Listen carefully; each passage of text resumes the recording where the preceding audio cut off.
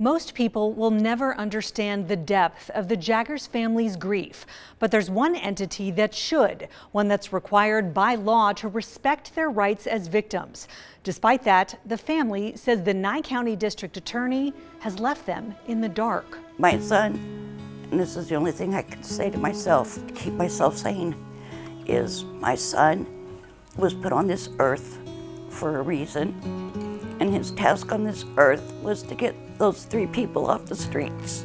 What Heather Pate, Kevin Dent, and Brad Menn are accused of doing to Roy Jaggers is unspeakable. It's horrifying what happened. Heather Pate was Roy's neighbor and friend. Roy's mother, Cassie, says her son would often help care for Pate's 2 young boys. Help her keep her house up, cook dinner for her and the boys. But in the summer of 2021, everything changed. Nye County authorities say Pate developed a belief that Roy had molested one of her children. There was actually, to my knowledge, investigation conducted by Las Vegas Metropolitan Police Department, and that was not substantiated. Metro's investigation only took place after Jaggers was murdered.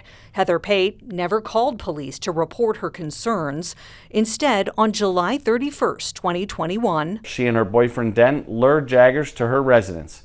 When he arrived, they confronted Jaggers and subsequently beat him. They handcuffed him, wrapped him in a tarp, and drove him in Pate's car to Nye County. Upon arriving in Nye County, they met men who led them to an area in the desert where they tortured Jaggers over multiple hours, utilizing numerous different weapons. They then drove him to Cathedral Canyon, where police say he was forced to strip naked, thrown off a cliff into the gorge, and shot to death. Cassie Robinson and Jerry Jaggers have not spoken about their son's case on camera until now. I have created a wall for my feelings, and I've bricked it up really tight, and every once in a great while a brick will fall out, and I'll just wail and just cry for my son and wish he was back. Wish I could see his smirk, hear his voice, just see him. I just want to hold my baby again. The couple says they've been sidelined by the Nye County DA despite signing forms with the office to protect and ensure their legally guaranteed victims' rights. We were told when we signed all the paperwork that we had no control over what the DA was going to do, but he was supposed to let us know first. Former Nye County DA Chris Arabia told the court last year that he'd be ready by late November to take Pate, Dent, and Menn to trial. He was awesome. He kept us in the process. He come out and talked to us. He'd give us updates. But they say that stopped when Arabia lost the election to current DA Brian Coonsey. Comes January, we go to court, and we ask to speak to him. And no, can't. So February we go to court again. Try to make an appointment with him. Tried anything. Nope. We couldn't get a hold of him. Shut out. Shut out. Completely shut out. So was Heidi Campbell. Victims matter. And she would know. She's a retired detective from Metro's Abuse Neglect Division who also happens to be the paternal grandmother of Heather Pate's sons. Our grandsons were present at the time of the commission of the first crime, which was the assault and kidnapping.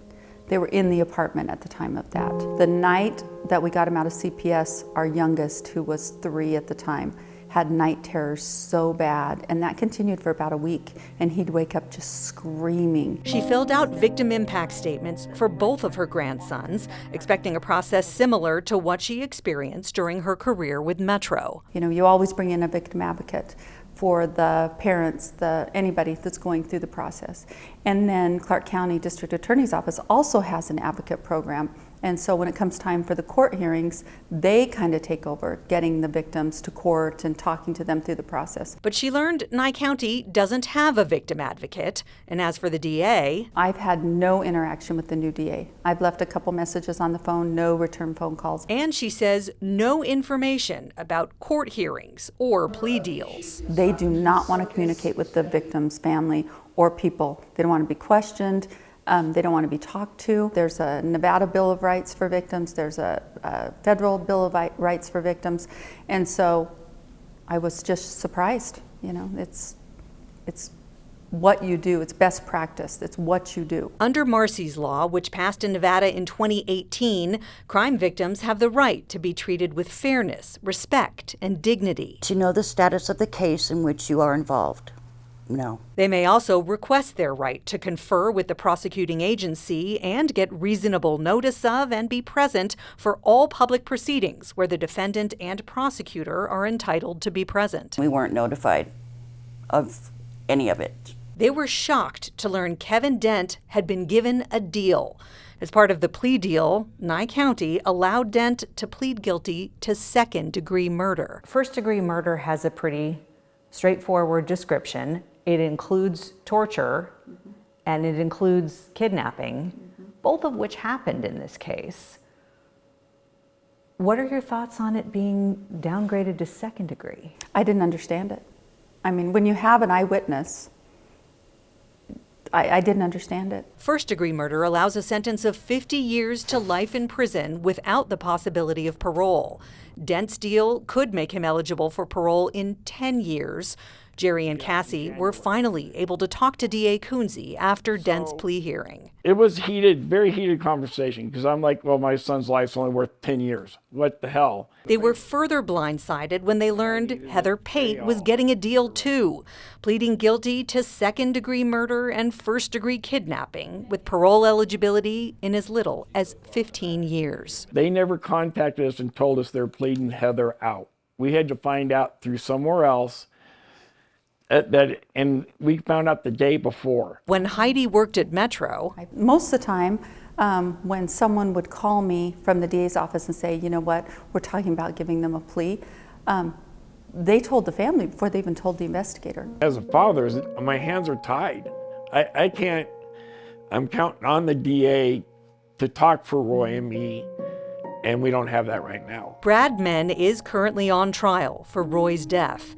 DA Brian Coonsey said he would not participate in our story until a verdict is returned, but emailed a statement saying his office did not ask Roy's parents permission to offer plea deals to two of the defendants, as it's not a right granted by our Constitution. Coonsey said he did so to avoid pretrial publicity that could impact the trial. Jerry and Cassie are now left to pick up the pieces. We each bought one. I got his now. And safeguard the memories of their son. I miss him so much. D.A. Coonsey tells us that getting a victim advocate in Nye County is a priority for him once he gets the money to do so. He says no one's victim's rights have been violated in this case, and that the two plea deals were offered because they anticipated difficulties in trying all three defendants at once. Coonsey says he's confident that his office will get justice for the Jaggers family. Darcy Spears, 13 Investigates.